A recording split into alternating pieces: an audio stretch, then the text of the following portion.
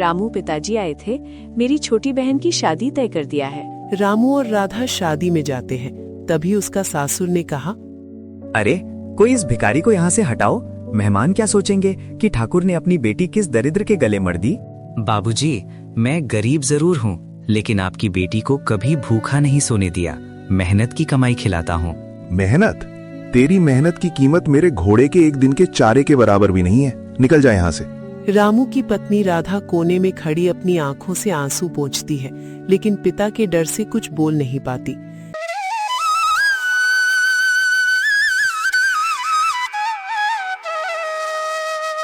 झोपड़ी की छत से पानी टपक रहा है। रामू एक कोने में मिट्टी के बर्तनों को रख रहा है ताकि बिस्तर न भीगे। राधा चूल्हे के पास बैठी है, जहां आग बुझ चुकी है क्योंकि लकड़ियां गीली हैं। जी, आज भी चूल्हा नहीं जलेगा क्या? दोपहर से आपने भी कुछ नहीं खाया है। राधा, आज जमींदार के यहाँ काम नहीं मिला। उन्होंने कहा कि बारिश में कोई काम नहीं होता।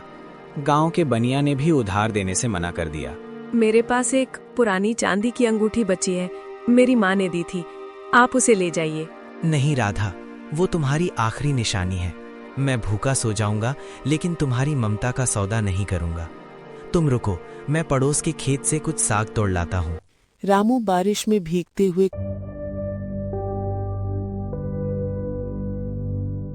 कुछ जंगली बथुआ और साग लेकर आता है। राधा उसे साफ करके बिना तेल और मसाले के पानी में उबालती है। उनके पास सिर्फ एक सूखी रोटी बची है जो 2 दिन पुरानी है। ये लीजिए, आप आधी रोटी और ये साग खाइए। नहीं, मुझे भूख नहीं है। आज रास्ते में एक जगह काम किया था तो वहाँ कुछ खा लिया था। झूठ मत बोलिए, आपकी आंखों की चमक बता रही है कि पेट में आग लगी है। अगर आप नहीं खाएंगे तो मैं भी अन्न का दाना हाथ नहीं लगाऊंगी। रामू हार मान जाता है। दोनों एक ही थाली में बैठते हैं। रामू रोटी का बड़ा हिस्सा राधा की तरफ कर देता है और राधा चुपके से उसे रामू की ओर खिसका देती है। वो आधी रोटी उन दोनों के लिए सिर्फ भोजन नहीं, बल्कि एक दूसरे के प्रति अगाध विश्वास था। अगली सुबह राधा गांव के कुआं में पानी भरने जाती है। क्यों री राधा, सुना है आजकल सूखी घास खाकर दिन कट रहे हैं। बड़े बाप की बेटी होकर इस कंगाल के साथ क्यों अपनी जवानी बर्बाद कर रही है? छोड़ क्यों नहीं देती इसे? सुनो काकी, मेरा पति कंगाल हो सकता है, लेकिन उसका चरित्र सोने जैसा शुद्ध है। आज हम सूखी रोटी खा रहे हैं, लेकिन ये मेहनत की है, किसी की गुलामी की नहीं। देखना, एक दिन इसी मिट्टी से मेरा रामू सोना पैदा करेगा। एक दिन रामू बीमार पड़ जाता है। उसे तेज बुखार है, लेकिन घर में दवा तो दूर, नमक तक नहीं है। राधा, मुझे लगता है मैं हार गया। शायद तुम्हारे पिता से ही थे। मैं तुम्हें वो सुख नहीं दे सका जिसकी तुम हकदार हो। तुम वापस चली जाओ अपनी हवेली। खबरदार जो ऐसी बात दोबारा कही। महल में रहकर अगर आत्मा मर जाए तो वो सुख किस काम का? यहाँ आपके साथ इस गरीबी में भी मेरी इज्जत महफूज है। आप ठीक हो जाइए, हम मिलकर अपनी तकदीर बदलेंगे। रामू ठीक होते ही अपनी बंजर जमीन पर रात दिन एक कर देता है। वो खुद हल खींचता है, क्योंकि बैल खरीदने के पैसे नहीं हैं। उसके कंधों से खून बहने लगता है, लेकिन वो नहीं रुकता। हे धरती माँ, अब लाज तेरे हाथ है। मेरी राधा का विश्वास मत टूटने देना। इसी कठिन संघर्ष के बीच एक दिन खुदाई करते समय उसे पुरानी गुफा दिखाई देता है। वहां उस गुफा के अंदर जाता है तो उसे एक बुक दिखाई देता है, जिसमें ऑर्गेनिक खेती यानी जैविक खेती और दुर्लभ जड़ी बूटियों को उगाने का ज्ञान छिपा है। उसे लेकर घर आ जाता है। रामू पिताजी आए थे, मेरी छोटी बहन की शादी तय कर दिया है। रामू और राधा शादी में जाते हैं। तभी उसका सासुर ने कहा, अरे कोई इस भिखारी को यहाँ से हटाओ। मेहमान क्या सोचेंगे कि ठाकुर ने अपनी बेटी किस दरिद्र के गले मर दी। बाबूजी, मैं गरीब जरूर हूँ, लेकिन आपकी बेटी को कभी भूखा नहीं सोने दिया। मेहनत की कमाई खिलाता हूँ। मेहनत? तेरी मेहनत की कीमत मेरे घोड़े के एक दिन के चारे के बराबर भी नहीं है। निकल जा यहाँ से। रामू की पत्नी राधा कोने में खड़ी अपनी आंखों से आंसू पोंछती है, लेकिन पिता के डर से कुछ बोल नहीं पाती। रामू बिना कुछ खाए भरी महफिल में अपमान का घूंट पीकर बाहर निकल जाता है। गांव के बाहर एक पुराना बरगद पेड़ के पास पहुंचकर मन में बोला, हे भगवान, क्या गरीबी ही सबसे बड़ा पाप है? आज मेरी पत्नी को शर्मिंदा होना पड़ा क्योंकि उसका पति लाचार है, लेकिन अब और नहीं, मैं इसी मिट्टी से सोना उगाऊंगा।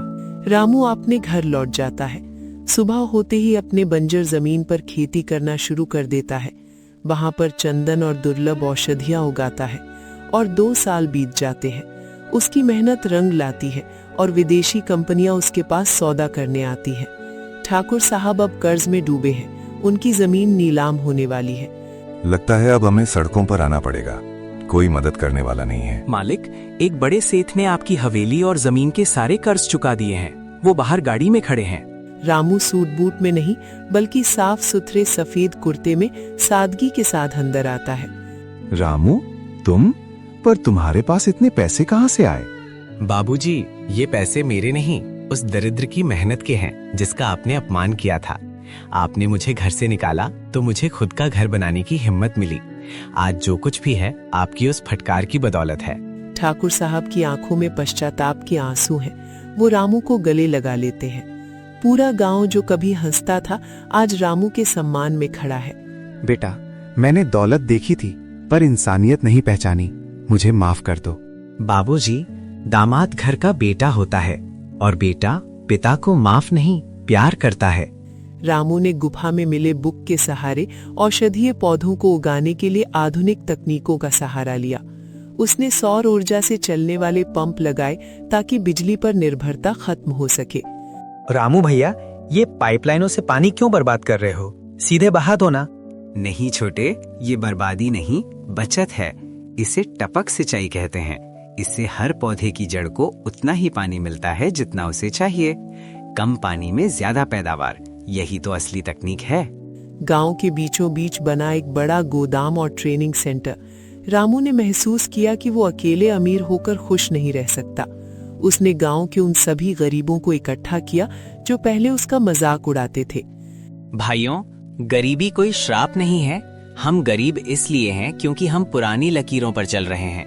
मैं आप सबको सिखाऊंगा कि कम जमीन में कैसे जादुई खाद और मोबाइल ऐप के जरिए फसल बेची जाती है। बेटा, हमारे पास तो स्मार्टफोन भी नहीं है, हम कैसे बेचेंगे? काका, आप बस उगाओ। बेचने के लिए मैंने शहर की कंपनियों से सीधा करार किया है। अब कोई बिचौलिया आपका हक नहीं मारेगा। रामू ने गांव में ड्रोन मंगवाया ताकि कीटनाशकों का छिड़काव तेजी से हो सके। उसने गांव के बेरोजगार लड़कों को ड्रोन उड़ाने और डेटा एंट्री की ट्रेनिंग दी। वो लड़का जो कभी सड़कों पर आवारा घूमता था आज सफेद शर्ट पहनकर टैबलेट पर फसल की सेहत देख रहा है। वो रामू के पास आता है और कहता है, भैया, आज पहली बार मेरी माँ ने मुझे साहब कहकर बुलाया। ये नौकरी नहीं, मेरी इज्जत है। ये तुम्हारी मेहनत है भाई। तकनीक सिर्फ एक औजार है, चलाने वाला हाथ तो तुम्हारा ही है। जहां रामू खेतों में तकनीक ला रहा था, वहीं राधा ने गांव की महिलाओं के लिए फूड प्रोसेसिंग यूनिट शुरू की। खेतों से निकलने वाली जड़ी बूटियों और फलों से महिलाएं अचार, मुरब्बा और औषधीय चूर्ण पाउडर बना रही हैं। अब गांव की महिलाएं केवल चूल्हा चौका नहीं संभालती, बल्कि उनके बैंक खातों में अपनी कमाई का पैसा आता है। जब हम एक वक्त की रोटी के लिए तरसते थे, तब मैंने कसम खाई थी कि गांव की किसी और बहन को खाली पेट नहीं सोने दूंगी। ये मशीनें हमारी सहेलियां हैं। साल के अंत में रामू का गांव मॉडल विलेज घोषित किया गया। जो ससुर ठाकुर साहब कभी रामू को दुत्कारते थे, आज वे अपनी हवेली की खिड़की से देखते हैं कि रामू की गाड़ियां गांव के हर घर में राशन और खुशहाली पहुंचा रही हैं। उसने गांव में एक कोल्ड स्टोरेज बनवाया ताकि किसानों की फसल खराब ना हो और उन्हें मजबूरी में सस्ते दाम पर माल न बेचना पड़े।